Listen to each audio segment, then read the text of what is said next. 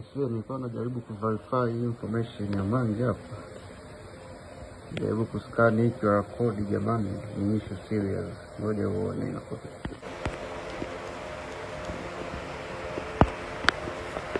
Nasi tunaskani hapa ili tuone. Naona mambo yanaleta yani ni TRA moja kwa moja yani. Kuna bilioni 2.4. I say hii ni hatari sana hii.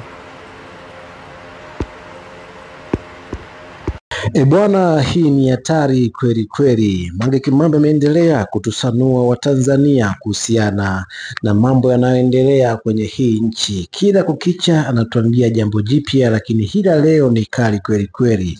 Angalia hiyo bilioni 2,400,000 zikitoka TRA moja kwa moja kwenda kwenye akaunti binafsi, kwa mujibu wa Mange na kuambia kwamba inakwenda kwa mtoto wa Rais wa Jamhuri ya Muungano wa Tanzania Samia Suluhu Hassan, tukimzungumzia Abduli.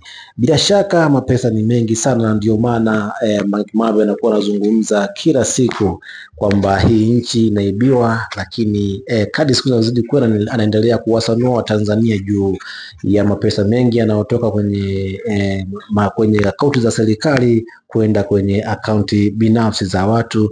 Tusanua ya Angela Kiziga zaidi ya bilioni 20, lakini pia tusanua tena nyingine hii kutoka TRA kwenda kwenye akaunti binafsi ya mtoto wa Rais Samia Abduli, shilingi bilioni 2,400,000. I say hii ni hatari kweli kweli.